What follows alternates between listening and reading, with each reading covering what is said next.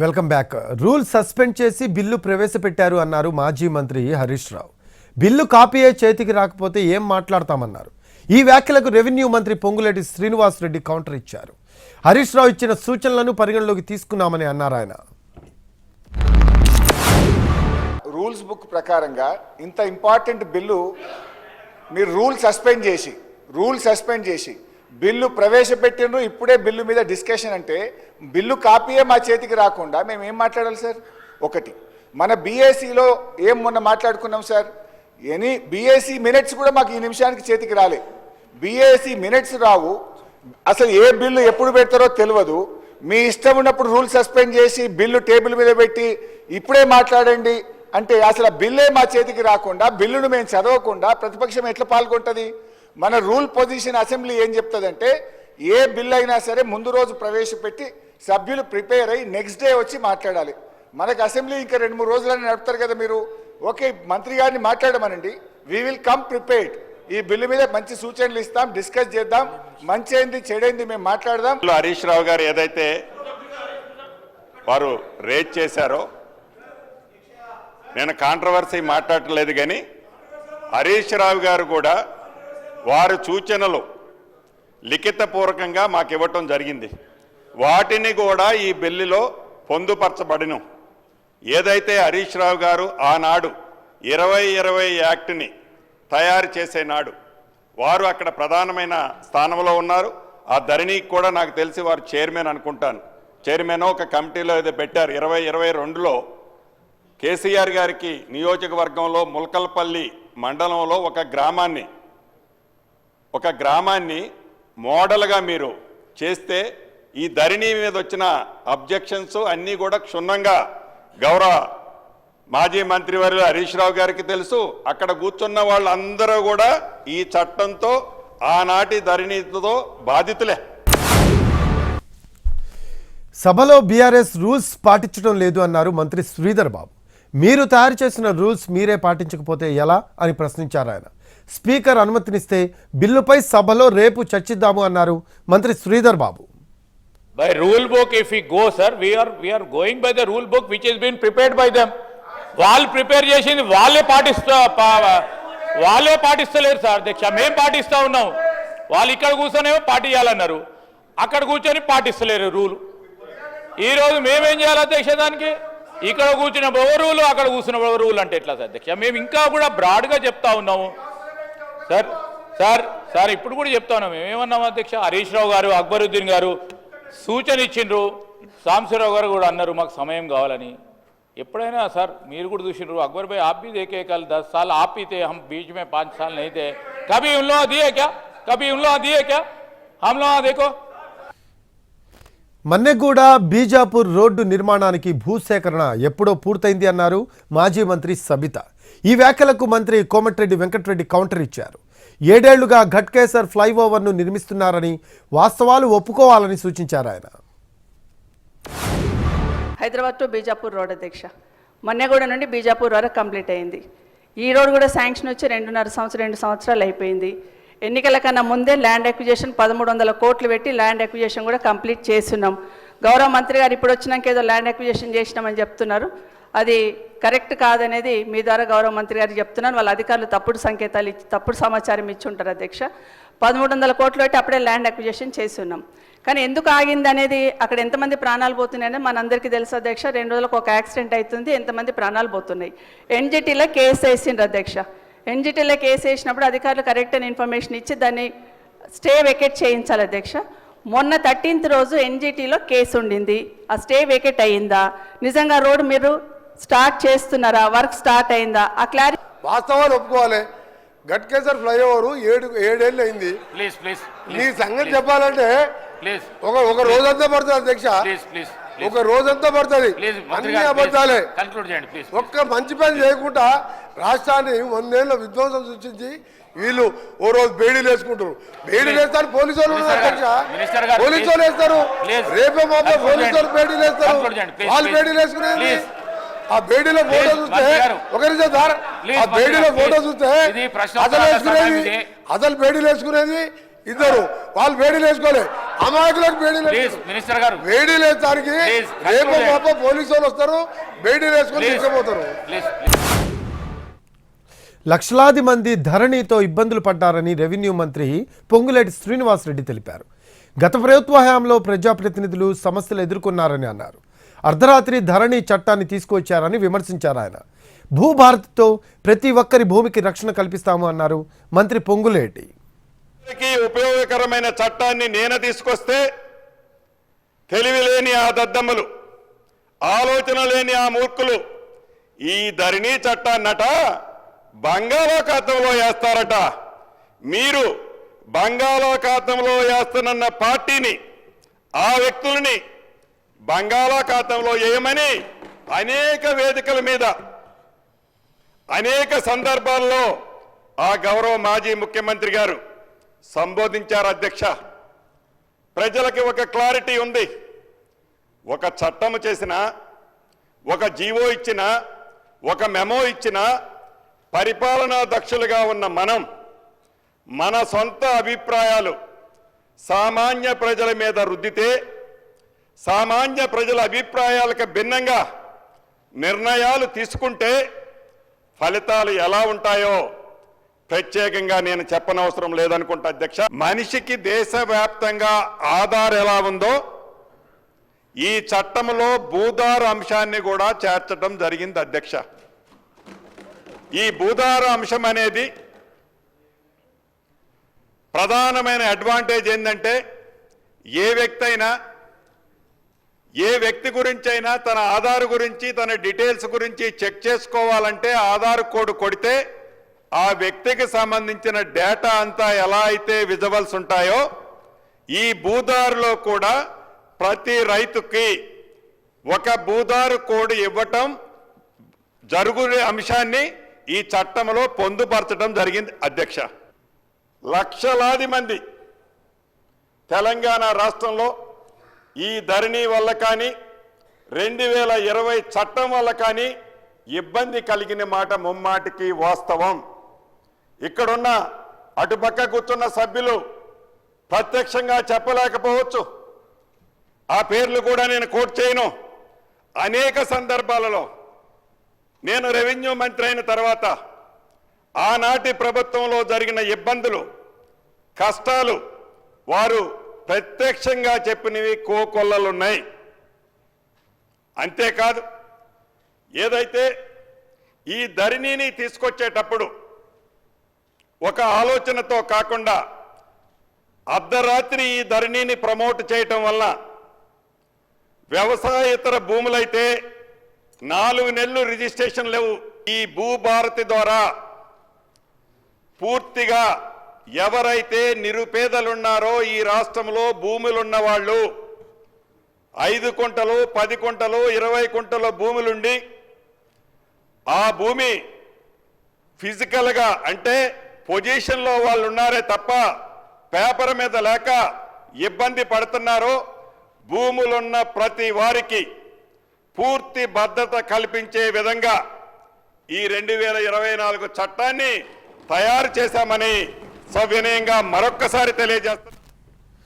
సామాన్యులకు ఇబ్బంది లేకుండా కొత్త రెవెన్యూ చట్టం ఉండాలి అన్నదే తమ లక్ష్యము అన్నారు మంత్రి శ్రీధర్ బాబు. ప్రతిపక్షాలకు సమయం ఇవ్వడానికి తమకు ఎలాంటి అభ్యంతరం లేదని తెలిపారు ఆయన. నిబంధనల ప్రకారమే బిల్లును ప్రవేశపెట్టామని స్పష్టం చేశారు మంత్రి Sridhar Babu. I'm also bringing to the light to the information. Sir, రెండోది హరీష్ రావు గారు చెప్పారు, అక్బరుద్దీన్ గారు కూడా చెప్పారు, వారికి సమయం కావాలన్నారు. జనరలీ అధ్యక్ష, మనము గత 10 సంవత్సరాలు, ఎందుకంటే 10 సంవత్సరాలు ఎందుకంటా ఉన్నాం అంటే 2014లోనే రూల్స్ తీసుకొచ్చారు మీరు. 10 ఇయర్స్ కాలంలో, లాస్ట్ 10 ఇయర్లో చాలా సందర్భాల్లో మీరు రూల్స్ సస్పెండ్ చేసి బిల్స్ పాస్ చేసిరు. అక్కడ హరీష్ రావు గారు, వెనకాల ప్రశాంత్ రెడ్డి గారు, వినండి సార్, వినండి, చేసిండ్రు. చేసినప్పుడు ఎప్పుడు కూడా అమెండ్మెంట్స్కు అవకాశం ఇవ్వలేదు. మేము కూడా అడిగినాం. కానీ ఈరోజు మేము ఇంకా ప్రజాస్వామికంగా ఉండాలని స్పీకర్ గారు అనుమతిస్తే, ఎందుకంటే మేము మా శ్రీనివాసరెడ్డి గారు చెప్పారు, ఇంతకుముందే చెప్పారు, మాకు ఏ విధమైన బేషిజాలు లేవు, సామాన్య ప్రజానికానికి ఇబ్బంది లేకుండా రేపు చట్టం ఉండాలనే యోచన చేస్తూ ఉన్నారు. ఆటో కార్మికులను ప్రభుత్వం ఆదుకోవాలి అన్నారు కేటీఆర్. ఆర్టీసీలో మహిళలకు ఉచిత బస్సు ప్రయాణంతో కొంతమంది ఆత్మహత్యలు చేసుకున్నారని తెలిపారు. అయితే ఆటో కార్మికులపై బీఆర్ఎస్ మొసలి కన్నీరు కారుస్తుంది అంటూ కౌంటర్ ఇచ్చారు మంత్రి పొన్నం. ఆటో డ్రైవర్లకు ఇచ్చిన హామీలను ప్రభుత్వం వెంటనే అమలు చేయాలని, రాష్ట్ర వ్యాప్తంగా ఉండే 8 లక్షల ఆటో కుటుంబాల తరపున సంక్షేమ బోర్డు ఏర్పాటు చేయాలి. 93 మంది ఆత్మహత్య చేసుకున్న ఆటో డ్రైవర్ల కుటుంబాలకు వెంటనే కుటుంబానికి 10 లక్షల చొప్పున ఆర్థిక సహాయం చేయాలి. దాంతోపాటు ఇన్సూరెన్స్ సౌకర్యం కల్పిస్తామన్నారు, లోన్లు కల్పిస్తామన్నారు. ఇంతవరకు ఒక్క హామీ సంవత్సరం అయిన తర్వాత కూడా నిలబెట్టుకోలేదు. కాబట్టి వారికి సంఘీభావంగా ఇవాళ మా పార్టీ అధ్యక్షులు కేసీఆర్ గారి ఆదేశం మేరకు మేమందరం కూడా ఆటోలలో వస్తా ఉన్నాం. టీఆర్ఎస్ పార్టీ ఆటో కార్మికుల పైన మొసలి కన్నీరు కారుస్తూ ఉంది. నిజంగా వాళ్ళు ప్రభుత్వం 10 సంవత్సరాలు ఉన్నప్పుడు ఆర్టీసీ కార్మికులకు తీసుకున్న సంక్షేమ కార్యాలయం అని ఉంటే చెప్పాలి. ఉదాహరణకు మెట్రో వస్తే ఇతరులపై ప్రభావం పడ్డదనో, మహిళలకు ఉచిత ప్రయాణం ఇస్తే ఆటోలపై ప్రభావం పడ్డదనో చెప్పేటువంటి ఆరోపణ తప్పు. మేము ఎక్కడ కూడా బస్సు ప్రయాణికుల ఇంటికి వెళ్ళడం లేదు. బస్సు గతంలాగానే బస్టాండ్ నుంచే పోతా ఉంది. ప్రజలు ఇంటి దగ్గర నుంచి బస్టాండ్కి రావడానికి ఆటోలు వాడుకుంటా ఉన్నారు. అవును, ఎన్నికల హామీ మేము 12,000 రూపాయలు సంవత్సరానికి ఇస్తామని చెప్పినాం. మీ నిర్వాహకం వల్ల, ఆర్థిక సంక్షోభం వల్ల ఈ సంవత్సరం ఇవ్వలేకపోయినాం. భవిష్యత్తులో తప్పకుండా ఆటో కార్మికులను ఆదుకునే బాధ్యత మా ప్రభుత్వానికి ఉన్నది. విదేశీ విద్యార్థులకు ఇచ్చే ఉపకార వేతనాలను రిలీజ్ చేసేందుకు 10% కమిషన్ తీసుకుంటున్నారని బీఆర్ఎస్ ఎమ్మెల్యే వివేకానంద ఆరోపించారు. ఈ వ్యాఖ్యలకు మంత్రులు కౌంటర్ ఇచ్చారు. 10 ఏళ్లు ఎవరు ఎంత కమిషన్ తీసుకున్నారో చర్చిద్దామని మంత్రి శ్రీధర్ బాబు కౌంటర్ ఇచ్చారు. బీఆర్ఎస్ హయాంలో 240 కోట్ల రూపాయలు పెండింగ్లో పెడితే కాంగ్రెస్ అధికారంలోకి వచ్చాక క్లియర్ చేశాము అన్నారు మంత్రి సీతక్క. మాట్లాడుతున్నాను అధ్యక్ష, ఈరోజు ఏ బకాయిలు చెల్లించాలన్నా, ఏ బిల్లులు చెల్లించాలన్నా మినిమం 10% లంచం లేని బిల్లులు క్లియర్ చేశారు అధ్యక్ష ప్రభుత్వము. వాటి గురించి చర్చ పెట్టమని చెప్పండి అధ్యక్ష. 10 సంవత్సరాల కాలం పాటు ఎవరు ఏ విధంగా కమిషన్లు తీసుకున్నారు, ఏ సందర్భంలో తీసుకున్నారు, ఎక్కడ ఏ విధంగా తీసుకున్నారు, ఏ విధంగా నడిచింది, ఖచ్చితంగా కూడా చర్చ చేద్దాం. తీసుకోకుంటే తీసుకోలేదు. ఈరోజు ఒట్టిగానే బట్టగాల్చి నెత్తిపై మా మీద వేద్దామనే కార్యక్రమం చేసి ప్రజలను పక్కదారి. ఇప్పుడు వారు అడుగుతా ఉన్నది ఓవర్సీస్ స్కాలర్షిప్ గురించి. వారి దగ్గర సమాచారం లేదు. 98 మంది అసలు ఎత్తివేత గురించే లేనప్పుడు ఈ క్వశ్చన్లను ఎందుకు ఉత్పన్నమైతాయి? మీ గవర్నమెంట్లో మీరు పెండింగ్ పెట్టినాయి, మేము పే చేసినాం. 244 కోట్ల రూపాయలు మీరు పెండింగ్ పెడితే మేము వచ్చిన తర్వాత 140 కోట్ల రూపాయలు క్లియర్ చేయడం జరిగింది. ఇంకా ఎత్తివేత అనేది ఉంటే ఇంకా క్లియర్ ఎట్లా చేస్తాం సార్? ఇంకా ఉంచుతారా అంటే ఆల్ డిపార్ట్మెంట్స్కి సంబంధించి కాబట్టి మాకు కొన్ని ప్రాసెస్ చేస్తూ ఉన్నారు. ఇంకా కొన్ని నిబంధనలు పెట్టి తీసుకొస్తారు. ఇంకా ఉన్న పెండింగ్ మాకు మార్చి వరకు ఉన్నది క్లియర్ చేయడానికి ఛాన్స్. మార్చి వరకు మేము క్లియర్ చేయడానికి అవకాశం ఉంది. ఎత్తేస్తారా తీసేస్తారా ఈ క్వశ్చనే. 2 రోజులు సభ్యులకు శిక్షణ పెట్టినా పార్లమెంట్ అసెంబ్లీ రూల్స్ తెలియడం లేదు అన్నారు గంగుల కమలాకర్. ఈ వ్యాఖ్యలకు మంత్రి పొన్నం కౌంటర్ ఇచ్చారు. తనకు సంస్కారం ఉందని, ఎక్కడా కూడా అన్పార్లమెంటరీ వర్డ్స్ ఉపయోగించి ఉంటే తనను బయటకు పంపించవచ్చని సవాల్ విసిరారు. మొదటిసారి వచ్చినా రెండోసారి వచ్చినా సభ్యులకు గౌరవం ఇవ్వాలి అన్నారు మంత్రి శ్రీధర్ బాబు. 1 మినిట్ అయింది, 1 నిమిషం మాట్లాడినాం. నాకు అరగంట 40 నిమిషాలు టైం ఇచ్చిండ్రు. అరగంట 40 నిమిషాలు ఎన్నిసార్లు ఎత్తురో తెలియదు. మీరు 2 రోజుల ట్రైనింగ్ పెట్టిండ్రు. 2 రోజుల ట్రైనింగ్ పెట్టిండ్రు. మొదటిసారి ఎమ్మెల్యేగా ట్రైనింగ్ ఇచ్చిన అన్నారు. మీరు పార్లమెంటరీ ప్రొసీడింగ్స్ తెలివై, అసెంబ్లీ ప్రొసీడింగ్ తెలివై మీరు అధ్యక్ష, గౌరవ మంత్రి గారు, నేను ఎక్కడ కూడా అన్పార్లమెంటరీ, దయచేసి అసెంబ్లీ అఫేర్ మినిస్టర్ కూడా రిక్వెస్ట్ చేస్తాను. నేను ఎక్కడైనా పొరపాటు మాట్లాడి మీరు సభాధిపతి నిర్ణయం తీసుకోవచ్చు, నన్ను బయటకు కూడా పంపండి. వారు మాట్లాడింది నన్ను ఆ ఉద్దేశంగా మాట్లాడితే మొదటిసారి ఎమ్మెల్యేకి ఏం తెలియదు అన్నట్ట, అజ్ఞానం అన్నట్ట, జ్ఞానం లేదన్నట్టుగా ట్రైనింగ్ రాకుండా మీరు మాట్లాడుతున్నారా? ఇలా ఏం మాట్లాడుతున్నారు అధ్యక్ష? మొదటిసారి ఎమ్మెల్యేకి ఏమైతుంది? అరే పార్లమెంట్ మెంబర్ చేసిన తెలంగాణ కోసం కొట్టాడినా నీ నాయకుడు ఉన్నాడు, చేరు పటాకు కుక్క పటక నన్నలే మిమ్మల్ని అన్నాడు. తెలంగాణ చౌకుల తెలంగాణ ఉద్యోగుల పార్టీ మారి నువ్వు ఇట్లా మాట్లాడితే అధ్యక్ష? రాసారి ఎన్నికైనా అవుతుంది. నేను నా పార్టీ, నా కన్నతల్ల లాంటి పార్టీ కష్టాలు ఎవరు చెప్పినా పార్టీ మారలే. మీరు పార్టీ మారేసి నేను 3 సార్లు ఎలక్ట్ అయినా గొప్పడు అయితే ఎట్లా? పర్సనల్ ఇష్యూ నా గురించి మాట్లాడు. మీరు పర్సనల్ నువ్వు కూడా ఒకసారి అయినావు. ఆ మాట మాట్లాడడం తప్పు. మొదటిసారి ఎమ్మెల్యే అనేటువంటి మాట దయచేసి అధ్యక్ష అది వాపసు ఇవ్వాలి, రికార్డులో తొలగించారు. నేను మొదటిసారి ఎమ్మెల్యే అనేది మాత్రాన ఎక్కడైనా అన్పార్లమెంటరీ ఒక మాట పొరపాటు మాట్లాడితే నాకు ఏ శిక్ష వాడుకుని దయచేసి ఇది మీరు నిర్ణయం చేసేది కోరుతాం. 2 రోజుల పాటు శిక్షణ పొందడం అనేది వారు రాలే అధ్యక్ష. శిక్షణ పొందడానికి 2 సార్లు 3 సార్లు 4 సార్లు ఎన్నికైన వాళ్ళు కూడా శిక్షణ పొందిన అధ్యక్ష.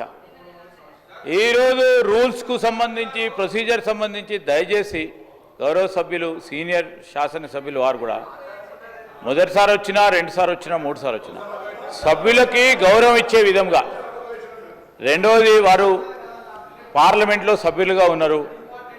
ఈరోజు వారు అక్కడ సభ్యులుగా ఉన్నారు, ఇక్కడ సభ్యులు ఉన్నారు. దయచేసి వారు కోరుతా ఉన్నాను, please restrict your conversation to the topic. వారు ఏం మాట్లాడారు అధ్యక్ష? వారికి సంబంధించి చదువు మొదలైందని మాట్లాడింది. ఎక్కడ అన్పార్లమెంటరీ వాడినరు? అన్పార్లమెంటరీ ఎక్కడ మాట్లాడింది వారు? డైట్ ఛార్జీలు పెంచామంటున్న ప్రభుత్వం ఎలుకలు కొరికిన విద్యార్థి గురించి మాట్లాడటం లేదు అన్నారు మాజీ మంత్రి గంగుల కమలాకర్. ఈ వ్యాఖ్యలకు మంత్రి పొన్నం ప్రభాకర్ కౌంటర్ ఇచ్చారు. 7 ఏళ్ల తరబడి గురుకులాల బిల్లులు పెండింగ్లో పెడితే తమ ప్రభుత్వం క్లియర్ చేసిందన్నారు ఆయన. 15 సార్లు ఎలకలు కొరికిన మా బిడ్డ భవానీ గిట్టు గురించి చెప్తే కావచ్చని మేము ఆశపడ్డాం. ఖమ్మం జిల్లాలో 25 రోజులు వెంటిలేటర్ మీద ఉండి ఆసిఫాబాద్లో మా బిడ్డ గిరిజన బిడ్డ శైలజ చనిపోయిన దాని గురించి చెప్తారు కావచ్చని భావించాను. నిమ్స్లో ఇంకా తమరి జిల్లా నిమ్స్లో ఇప్పటికి కూడా ట్రీట్మెంట్ తీసుకుంది. ఈరోజు ట్రీట్మెంట్ తీసుకున్న నీలావతి గురించి మాట్లాడతారని భావించాను అధ్యక్ష. కానీ దేని గురించి కూడా మాట్లాడే పరిస్థితి లేదు. ఈరోజు మార్నింగ్ పేపర్లో వచ్చింది నిర్మల్లో సుమారు 60 మంది డయేరియాతో హాస్పిటల్ జాయిన్ అయ్యారు. దాని నుంచి మాట్లాడలేదు. 2014 నుంచి 7 సంవత్సరాల బకాయి పడితే అధ్యక్ష మన దసరా చెరువులకు గురుకులాలు తాళాలు వేస్తే కూడా గట్టిగా చెప్పి ముద్రకిచ్చో భయపెట్టో కిరాయిలు ఇచ్చి మేము నడుపుతా ఉన్నాం. ఇవాళ మీరు అడుగుతా ఉన్నా ఆడవాళ్ళు టీఆర్ఎస్ రాజుని భవనం ఉన్నదంటే ఆవిడ స్కూల్ శాంక్షన్ చేసి కిరాయి కొరకు భవనాలు పెట్టినప్పుడు ఎక్కడ మీరు సొంత భవనాలు ఏ కట్టారు? ఇలా మేము 216 స్కూల్స్కు ఇంటిగ్రేటెడ్ పాఠశాల పేరు మేము కడుతున్నాం అధ్యక్ష. మీరు చెప్తా ఉన్నారు ఇలా ఎలకలకు సంబంధించి అధ్యక్ష సాక్షాత్తు వాళ్ళ హరీష్ రావు గారు కాన్స్టిట్యూన్సీ సిద్దిపేటకు సంబంధించినటువంటి ఇవన్నీ కాదా? దాని తర్వాత కేటీఆర్ సంబంధించి నేను మాట్లాడుతున్నాను. ఎందుకంటే వాస్తవాలు మాట్లాడే ప్రయత్నం చేసి వారు చదువుకున్నారు. ఎప్పుడు చదువుకున్నారు? కాంగ్రెస్ హయాంలో చదువుకోలేదా? గ్రామీణ ప్రాంతం నుంచి వచ్చి కరీంనగర్లో చదువుకునే అవకాశాన్ని ఎక్కడికే వచ్చింది ప్రభుత్వ అధ్యక్ష. ప్రైవేటు పాఠశాలలు మాలే గవర్నమెంట్ పాఠశాలలు చదవలే. మీరు ఎలా ఈ పరిస్థితి నుంచి మాట్లాడితే బీసీల గురించి మాట్లాడతారు. బీసీ శాఖ మంత్రిగా బీసీలకు సంబంధించి ఏం జరిగింది ఏందో చర్చ చేయదలుచుకుంటే బరాబరు చేస్తాం. కరీంనగర్లో కొట్లాటను అసెంబ్లీకి తీసుకువస్తే ఎట్లా అని మంత్రి పొన్నంను ఉద్దేశించి వ్యాఖ్యానించారు గంగుల కమలాకర్. జిల్లా వదిలేసి ఎవరైనా పోతారా అని అన్నారు. ఈ వ్యాఖ్యలపై మంత్రులు సీతక్క, పొన్నం ప్రభాకర్ ఆగ్రహం వ్యక్తం చేశారు. కేసీఆర్, కేటీఆర్, హరీష్ రావు ఎక్కడికి వెళ్లి పోటీ చేశారని సీతక్క ప్రశ్నించారు. కేసీఆర్, కేటీఆర్, హరీష్ రావు పారిపోయి పోటీ చేశారా అని పొన్నం నిలదీశారు. ఇది మేము కరీంనగర్ తెలంగాణ చౌకలో కొట్లాడను అసెంబ్లీ తీసుకొస్తే ఎట్లా అధ్యక్ష? మేము కరీంనగర్లో ఎందుకు ఓడిపోయినా పారిపోయిన వర్డ్స్ అంటాను. ఇప్పుడు అన్నా ఆ వర్డ్ అంటానా? నేను ఎందుకు మాట్లాడాలి? కరీంనగర్ జిల్లా నుంచి ఎందుకు పారిపోయినా అన్నానా? నేను అన్నానా? ఆ వర్డ్ ఎందుకు అన్నారు? జిల్లా ఇచ్చి పెట్టిపోతారు ఎవడన్నా? అదే మళ్ళీ ఆయనను పారిపోయిండు ఇది పోయిండు, ఇది కరెక్ట్ కాదు కదా. పొన్నం గారిని కూడా అట్లా అనడం కరెక్ట్ కాదు కదా. చేయొచ్చు. అరే అది ఎక్కడ ఎందుకో మరి మీ కేసీఆర్ గారు ఎక్కడ పోయిండు, మీ కేటీఆర్ గారు ఎక్కడ పోయిండు, హరీష్ రావు గారు ఎక్కడికి పోయారు, ఎడబడి పోటీ చేసారు. అది ఫస్ట్ మీరే చేసారు కదా మీ పార్టీ నుంచి. హైదరాబాద్ ఉన్న కేటీఆర్ వచ్చి సిరిసిల్లలో పోటీ చేస్తే తప్పలేదు. కేసీఆర్ గారు ఇక్కడ పోయి ఎక్కడ పోటీ చేస్తే తప్పలేదు. వాళ్ళు పారిపోయిందా పిరికి పొందాలా చెప్పు. వాళ్ళని అంటున్నావు, వాళ్ళని అనలేక నన్ను అంటున్నావా చెప్పు. వాళ్ళంతా పిరికి పొందాలా పారిపోయిండ్రా? నియోజకవర్గం హరీష్ రావు గారి నా దగ్గర తోటపల్లి సిద్దిపేట పోటీ చేసేయండు పారిపోయిందా? హరీష్ రావు కేసీఆర్ గారు సిద్దిపేట గజ్వేలు పారిపోయిందా? నీకు దమ్ముంటారా పోటీ చేయండి నెక్స్ట్ టైం అక్కడికి వచ్చి. రాజకీయంగా పారిపోయింది అనే మాట దయచేసి నేను ఇంతకుముందు చెప్పిన మొదటిసారి ఎమ్మెల్యే అనే పదం పారిపోయింది అనే పదం మీరు తొలగించాల్సిన అవసరం, లేకపోతే విడ్రా చేసుకోవాలి. దయచేసి ఇది నాకు సభ్యునికి సంబంధించినటువంటి గౌరవం. ఈ సభల 2 అంశాలకు సంబంధించిన విషయం చాలా దయచేసి నేను మిగతా రాజకీయ పార్టీల వాళ్ళను కోరుతానా. నేను మొదటిసారి ఎమ్మెల్యే అనేటువంటి మాట, దాని తర్వాత నేను వేరే నియోజకవర్గం పోవడం, చాలా మంది పుట్టిన జాగాల నుంచి రిజర్వేషన్ కలవకుండా ఇంకో కారణంతో పోతారు. నీలాగా పెద్ద పెద్ద కోట్ల రూపాయలు లేవు నా దగ్గర, ప్రేమ ఉన్నది, డబ్బు సంచులు నేను అవన్నీ రాజకీయం చేయదలుచుకొని మరి చెప్తాను. వ్యక్తిగతంగా మాట్లాడడానికి వస్తే పారిపోయినటువంటి మాట అనేటువంటిది ప్రజాస్వామ్యంలో ఏ నియోజకవర్గంలో పోటీ చేయొచ్చు. రోడ్ల మీద ముఖ్యమంత్రి రేవంత్ రెడ్డి చేస్తున్న సర్కస్ ఫీట్లు చూస్తే ఊసర వెల్లులు కూడా సిగ్గుపడతాయి అన్నారు మాజీ మంత్రి హరీష్ రావు. గల్లీలో దోస్తీ, ఢిల్లీలో అదానీతో కుస్తీ పడుతున్నారని విమర్శించారు. రేవంత్ రెడ్డి అదానీల అక్రమ సంబంధంపై శాసనసభలో చర్చ జరపాలని డిమాండ్ చేశారు ఆయన. అదానీ గురించి మాట్లాడాలి అంటే రేవంత్ రెడ్డి భయపడుతున్నారని, పోరాటం అదానీ మీద అయితే తమను అసెంబ్లీకి రాకుండా ఎందుకు అడ్డుకున్నారో చెప్పాలన్నారు ఆయన. గారు రోడ్ల మీద చేస్తున్న సర్కస్ ఫీట్లు చూస్తే ఊసర వెల్లులు కూడా సిగ్గుపడతాయి. గల్లీలోనేమో దోస్తీ, ఢిల్లీలోనేమో అదానీతో కుస్తీ పడుతున్నది.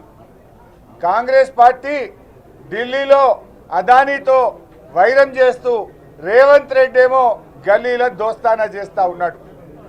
ఇవాళ నేను అడుగుతా ఉన్న రేవంత్ రెడ్డి గారిని, మొదటి రోజే శాసనసభకు రేవంత్ రెడ్డి అదానీల అక్రమ సంబంధం మీద ఈ శాసనసభలో చర్చ జరగాలని, ప్రజలకు నిజాలు తెలవాలని అదానీ రేవంత్